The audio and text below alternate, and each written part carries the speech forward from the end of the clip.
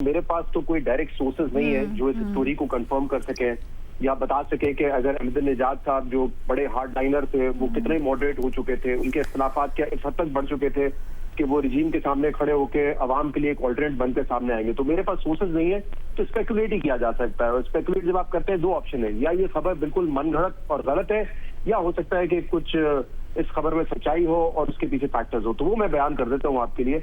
एक तो ये on the face of it plausible नहीं लगता, बहुत ही अनयूजुअल चॉइस लगती है कि अहमदुन्नेजाद के बारे में ये सोचा हो इसराइल ने और अमेरिका ने कि अगर वहां पे एक हार्ड रिजीम हटेगी तो एक ऐसे बंदे को ले आएंगे जो तकरीबन 8-10 साल तक वो रहे सदर और बड़े हार्ड लाइनर थे। मतलब उनके तो बयानिया ये होता था कि नक्शे से ही हटा देना चाहिए इसराइल को। तो वो कैसे चॉइस हो सकते हैं?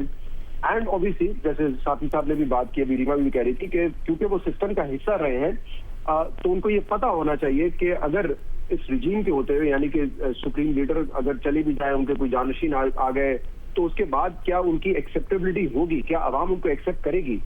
क्योंकि देखिए रजा पहलवी का जो एक नाम आ रहा था बार बार, वो तो आपको पता है नोन के उनको सपोर्ट हासिल है मगरबी दुनिया की, वेस्ट की, अमेरिका की, और ऑब्वियसली वो उससे छुपाते भी नहीं है। वो तो अमेरिका को उल्टा उनके जो बयान है वो कह रहे होते हैं कि आप इस रिजीम को खत्म करें और इंस्टॉल करें। तो उनका जो भी सपोर्ट बेस है, चाहे वो छोटा हो बड़ा हो, वो तो बड़े क्लियर है। अहमदुन्नेजाद का इस तरीके से सामने आना कि वो इसी रिजीम के 2 मरतबा सदर भी रहे हैं और फिर वो ये समझे कि अगर मैं साइड चेंज कर लेता हूँ या मैं रिजीम को छोड़ के, यहाँ तो यही बात हो रही है कि वो तो एक एजेंट बन के ही आएंगे फिर अगर वो इंस्टॉल किए जाएंगे, तो क्या उनको लोग एक्सेप्ट करेंगे? मुझे लगता है ये बड़ा मुश्किल है कि वो इस तरह सोचते हैं। तो ये तो एक पॉसिबिलिटी है कि खबर ही गलत है। और शायद इसकी जो अगर आप पूछे कि मकसद क्या हो सकता है, एक जो रिफ्ट ऑलरेडी चल गई है, जो डोनाल्ड ट्रंप हर अपने बयान में कहते हैं कि वहां पे बड़ा वैक्यूम है, कोई लीडरशिप नहीं है, आपस में लड़ाइयां हैं, तो हो सकता है मजीद खलीज पैदा करने के लिए इस तरह की न्यूज जो है वो प्लांट की गई हो अमेरिकन ऑफिशियल्स की जानिब से।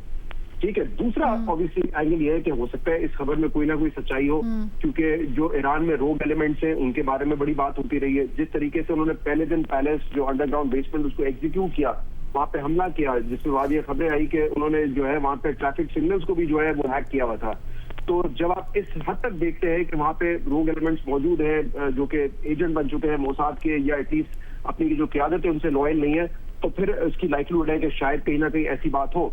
क्योंकि ओवर द इयर्स अहमदुन्नेजाद जो है वो बहुत क्रिटिसाइज करते रहे अपनी हुकूमत को, गवर्नेंस पर भी और करप्शन पर भी। इनफैक्ट वो इलेक्शन लड़ना चाहते थे, लेकिन जो 2-3 इलेक्शन पिछले गुजरे हैं उसमें उनको क्वालिफाई ही नहीं करने दिया, उनको डिस्क्वालीफाई कर दिया गया और फिर ये खबरें भी आई कि उनको नजरबंद किया गया। तो वो इलेक्शन लड़ना चाहते थे तो नहीं लड़ने दिया गया। तो एक पॉसिबिलिटी ये हो सकती है कि शायद उनकी दूरियां इतनी बढ़ गई हो रिजीम से कि वो अमेरिका से क्लोज हो गए हो और वो समझते हो कि एक मुस्तकबिल उनका भी है लीडरशिप में और शायद वो मुल्क को जो है बदल सकते हो।